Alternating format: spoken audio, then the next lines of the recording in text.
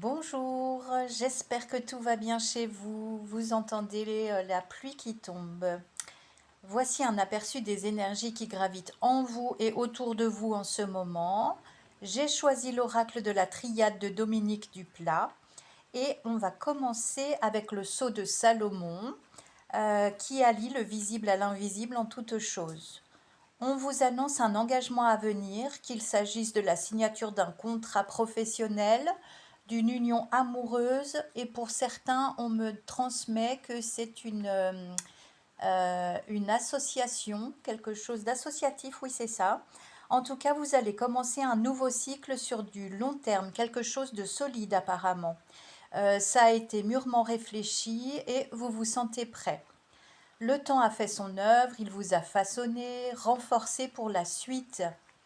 L'œil de Dieu, il se présente ensuite pour vous rappeler la justesse, la précision du timing divin qui intervient si et seulement si les planètes sont alignées et si vous avez en vous, si vous vibrez les énergies adéquates pour poursuivre ce plan d'âme.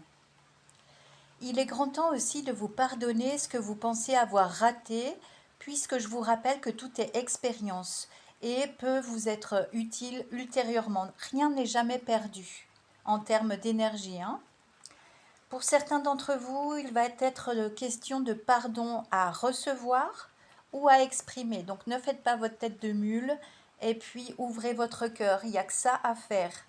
Ce pardon, c'est la clé pour vous remettre d'aplomb sur les rails de votre existence, donc honorez-le, considérez-le à sa juste valeur. En tout cas, un apaisement est annoncé et c'est cette profonde libération qui vous permettra d'ouvrir de nouvelles portes vibratoires. D'ailleurs, vous pouvez certainement percevoir à quel point votre énergie n'est plus la même depuis quelques semaines.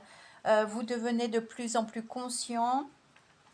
Et peut-être c'est le fait d'avoir traversé votre propre désert, le fait d'avoir rencontré certaines de vos parts d'ombre qui vous ont mis en avant ce qui était essentiel et ce qui ne l'était pas.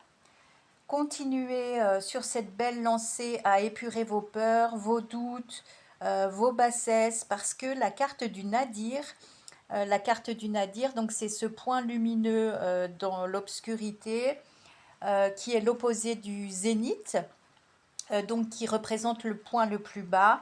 Eh bien, ce nadir vient vous avertir que tout le mal que vous avez pu dire, penser ou faire, ou tout le mal qu'on vous a dit, qu'on vous a envoyé ou qu'on vous a fait, va revenir automatiquement à l'envoyeur.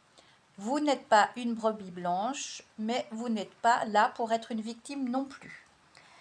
C'est la loi de la vie qui parfois met du temps d'après notre perception humaine, mais au niveau de l'âme, ce sont les actes et leur portée qui comptent. Donc tout est juste d'après l'œil de Dieu.